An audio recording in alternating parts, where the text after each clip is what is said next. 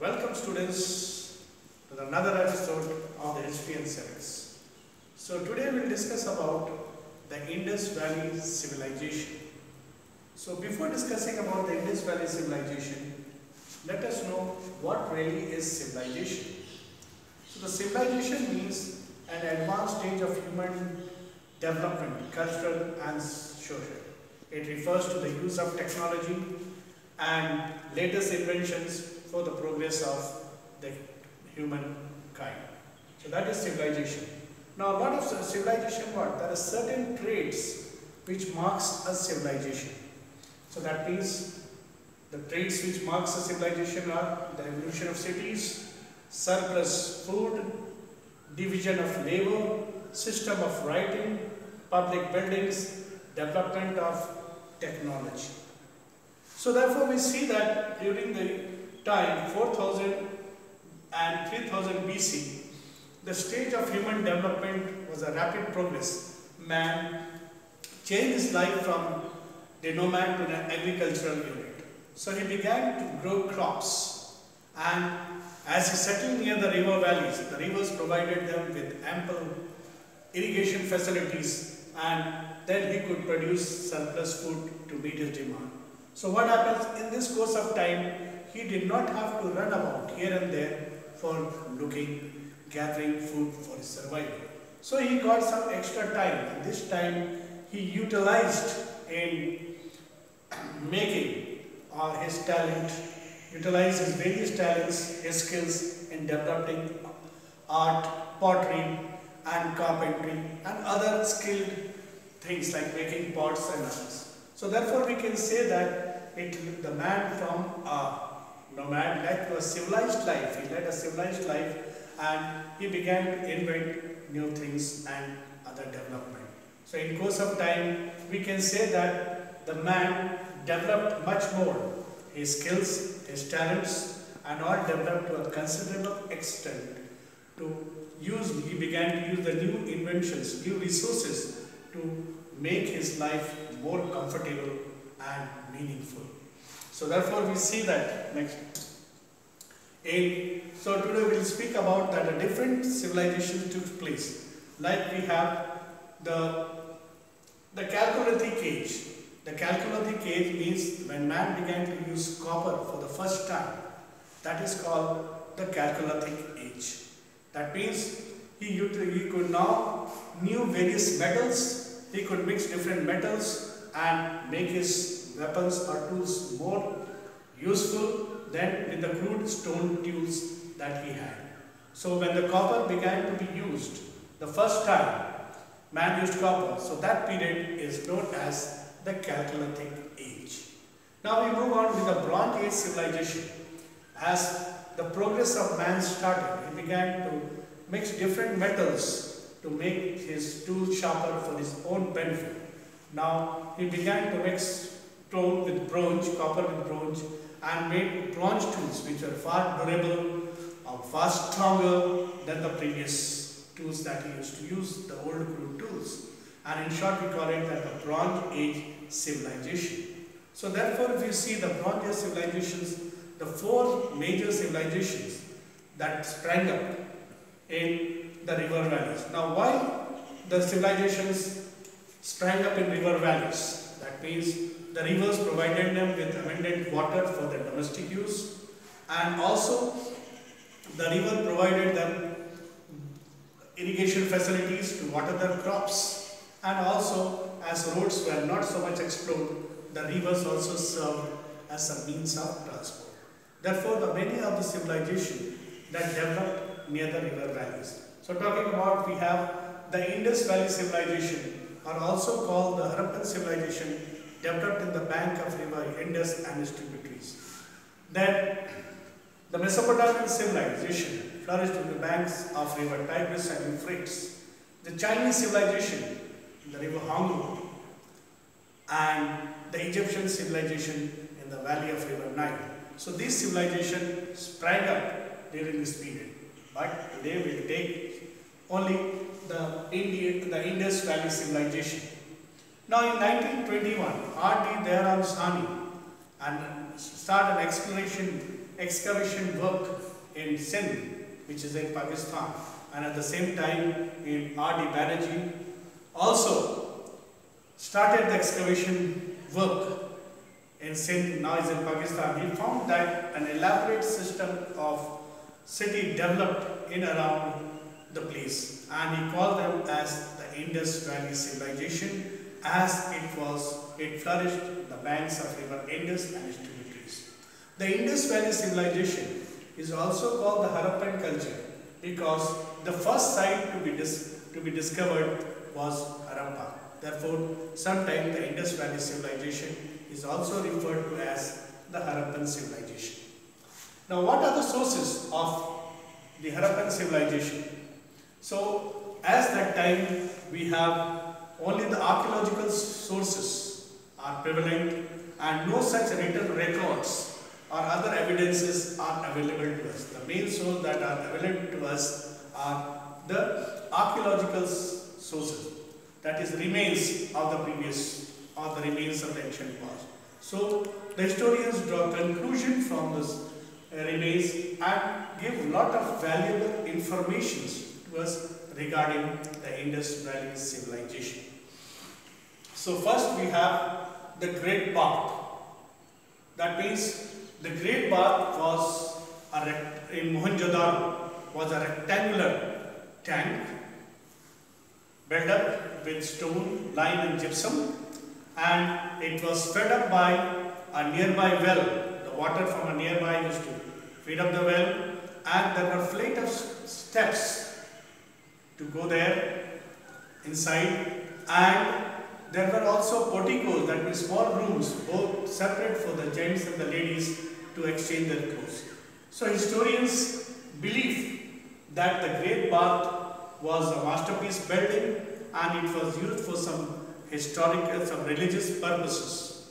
That was the belief, because we see a lot of the taking a holy bath or dip in the river or in this bath suggests that it was some ritual practice. Then beside the Great Bath there was hammam or hot air bath, where the people used to take bath. That is called hammam or the hot air bath. So that was the Great Bath. Now what are the features of this Great Bath? That means the art of building. We can now conclude from this that the art of building reached to a greater height. And from this we can conclude, the historians conclude that the art of building reached to a greater height, the way the cities were planned and made. It reminds us that the building reached a the great height of artistic excellence, and making buildings reach a greater height. Then the historians also tells us that means there must have been some ruling classes. That means the ruling classes which performed or which looked after the administration of the locality or the division of labor also existed. That means therefore it was also presumed that this was there to rule the classes, or a high ruling classes must have prevailed, so that they divide the divisions into labor of working classes and other things. So thirdly we come around with the religious purposes. Many of the historians, they also feel that the Great Bath at Mohenjo-daro was meant for religious purposes, as we can see that the water was clean and fed up by a nearby well, and the dirty water was also taken out by the underground drains. Therefore, the people used to take bath and offer their offerings to their deity, and this shows that the Great Bath was used for the religious purpose of the Indus Valley people. Then we have the last, the design and planning. The design and planning of this building reveals that the Indus Valley people had a high degree of town planning, because it shows that the buildings were made in urban plans. That means the buildings and designs suggest that it leads to the high development of building and architecture skills. So that now next we have come to the next is the citadel. The citadel was a raised platform. The houses were built on a raised platform to prevent it from the floods. And the citadel consists of the big important buildings like the Great Bath, the great granaries, the assembly hall, and other things. So therefore it must be believed that some sort of ruling classes were there who performed all these works for in the city level. Big people lived, high class people lived over there, and they controlled the people. Like the assembly hall was maintained to hold some public meetings, public buildings, public meetings, public gatherings. People might have assembled there for some religious purpose also. So therefore the citadel marks the high degree of excellence in the town planning and the building. And therefore you can say the building town planning in such a way that this suggests that the Indus Valley civilization was an urban civilization. That means it had been planned in such a way that it can be called as an urban civilization. This is page 3 now. So what are the next are the seals. Now the seals also provide an important source of information about the Indus Valley people. It has been said that more than 2,000 seals have been discovered so far, and the seals also played a very important role in giving the information of the Indus Valley people. So certain seals also revealed a unicorn seal that shows the mythical might, the mystical might of the Indus Valley people, myth of the Indus Valley people. Then Pashupati seal have been discovered over there, which shows a three-faced god that is sitting in a yogic posture, and all the animals like the tiger, elephant, rhinoceros sound there around them. This shows that the people at that time must have been worshipping the Pashupati or Lord Shiva. This reveals from the Pashupati seals that is there from the seals. They reveal that they were worshipping Lord Pashupati. Apart from that, we have the bearded man. A bearded man shown with wearing a shawl round his shoulders and marking the face with that. This shows that the high degree of sculpture about the Indus Valley people. The marking clearly shows distinguished features of how they have marked it. Looks like a truly person sitting like a yogi. It has been said like a yogi on a stage sitting there and meditating. This shows that the art of sculpture has reached to its climax. That is one. Then we have the bronze figure of a dancing girl is another remarkable specimen of the Indus Valley people. This shows that the art of sculpture and designing has reached to a tremendous height. And you can see the bronze figure of a dancing girl with the hand resting on the thigh and the hands embroidered with bracelets and other bangles. So this shows that the Indus Valley people were quite aware of the jewelries and other the necklaces and bracelets, armlets, etc. The bronze figure of the dancing girl reveals that the Indus Valley people had a high sense of sculpture which they performed. Next, we have the dockyard. Certain dockyard that is found there in Lothar. That is the dockyard. They have found a strong wall has been built up to prevent it from floods, and the opening of this gate leads to the Gulf of Campi. It was believed that the trade was carried on by the Indus Valley people, and this served as support for the loading and unloading of the goods. This has been revealed by the different seals that Indus Valley people carried on overseas trade with Southeast Asian countries. And so the dockyard, the Lothal, served as exchange of goods or loading and unloading of the goods. Therefore, these people used to have trade relations with Southeast Asian countries like Sumerians and others.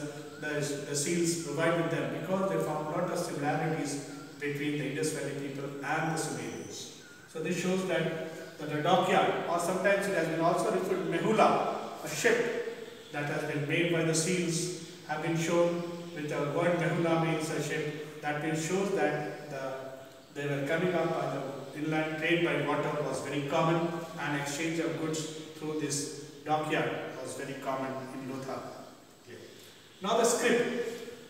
So the scripts of the Indus Valley people were pictograph, as you can see. But till now, the historians have not able to decipher yet. Deciphered means which are not able to read what they mean. But these pictures, they suggest, like you can see, I have given certain pictures, this marking, they reveal certain, maybe animals or plants and other things. So, still the historians are not able to find out what really is the script called. So, mostly what the historians say, the script consists of the pictograph or pictures, like you draw this picture, that it is found in the ancient dwellings and other things. It is found this, and they reveal that there have been some meanings with this pictograph. Like you can see this, which means a different thing. The historians have not yet read about or not able to decipher or to get up what really the script meant. So today we'll just take up with this one. In the next class we'll discuss about the future of town planning, the features of town planning with the Indus Valley people and other details in the next class. Till then, take care, have a good day, God bless you.